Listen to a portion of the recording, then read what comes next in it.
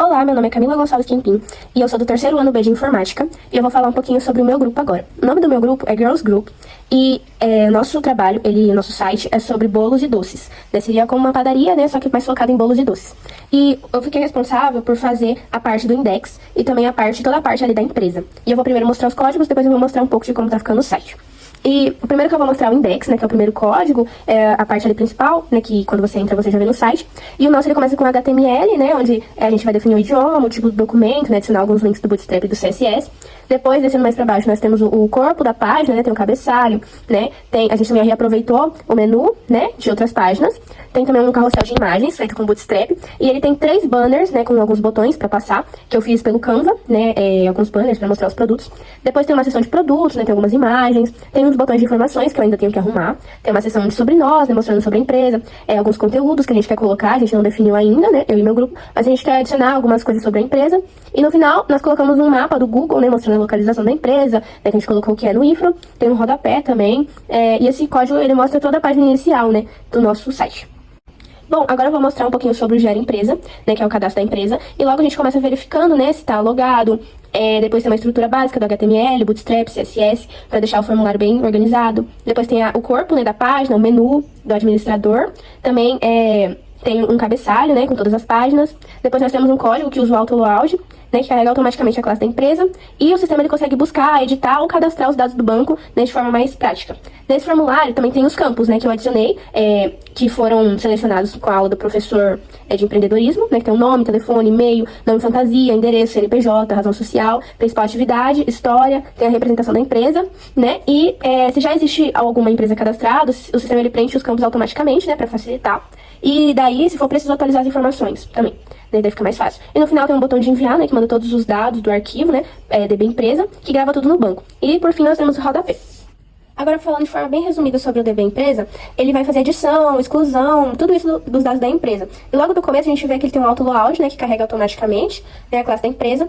E depois ele cria um objeto, né, que eu chamei de empresa, né, que vai representar as informações cadastradas. E quando a gente apertar o botão gravar, o sistema ele vai pegar todos esses dados enviados pelo formulário, né, como nome, endereço, e-mail. Ele vai guardar tudo dentro do objeto. E se for uma nova empresa, esse sistema ele vai usar o método de GADD, né, para inserir as informações no banco de dados. Mas se já existe uma empresa com o mesmo ID, ele vai usar o método update para atualizar os dados. O código também mostra alertas, né, se o cadastro deu certo, se deu alguma coisa de errado.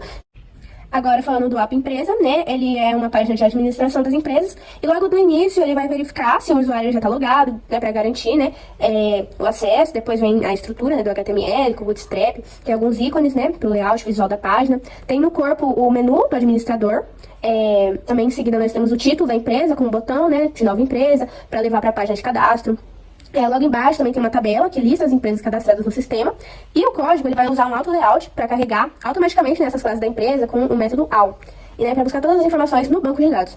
E as linhas da tabela, elas vão mostrar o ID, o nome da empresa, e depois também vai ter 2 botões do lado, né, um para editar os dados da empresa e um para deletar também, né, para ter as informações tudo certinho do DB Empresa, né, como eu disse que o DB Empresa tem aquela parte de editar e excluir. Então aqui que a gente vai apertar, né, para poder fazer a edição e a exclusão.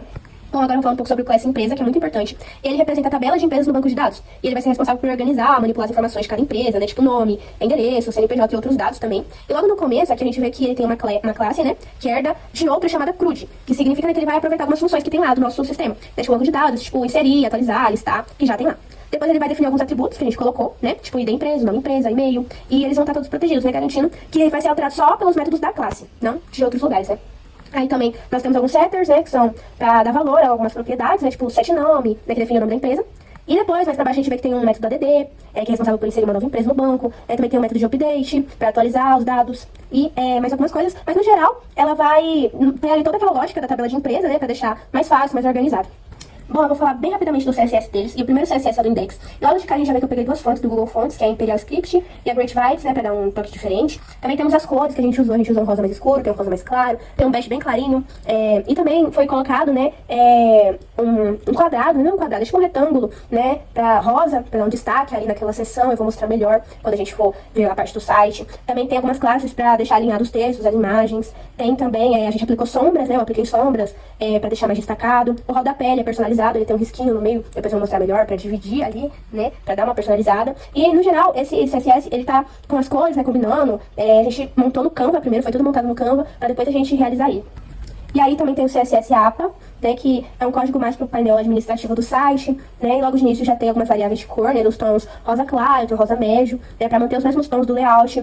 Depois também tem o corpo, né, do nosso site, cabeçalhos, botões, tem o fundo que é rosa claro, alguns botões de efeito, né, para dar uma... Quando passar por cima, né, tem o hover, né, que é a mudança de cor. Aí também as tabelas, né, tudo personalizado, os textos também, tá tudo na paleta rosa, o menu de navegação também tá lá, né, também tem as seções principais, que tem as bordinhas arredondadas. E é isso que a gente colocou nele, basicamente.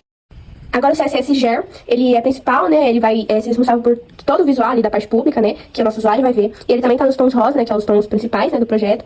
Tem os ajustes de margem, de fonte, o fundo de trás ele é um rosa claro, né. Tem o cabeçalho do menu também, que tá no tom rosa escuro, né, um pouco mais escuro, né, pra dar um contraste ali. Também tem o menu, né, com as animações ali, ele tem algumas animações. Também tem a caixa arredondada, né, que tem um sombreamento ali, um espaçamento, pra ficar organizado. Tem os botões. Também do formulário, tudo na paleta rosa, a gente seguiu. E agora, né, pra finalizar, eu vou falar um pouquinho também do banco de dados, né, da minha parte. E agora, do banco de dados da empresa, né, tem um create table ali, né, pra criar a estrutura da minha tabela, né. Tem o primeiro campo, que é o ID empresa, né, pra identificar cada registro, né, que vai ter, ele é int, né, que é os números inteiros, ele é o primeiro key, né, que é a chave estrangeira, tem o auto-increment, né, pra gerar os valores automáticos de cada cadastro.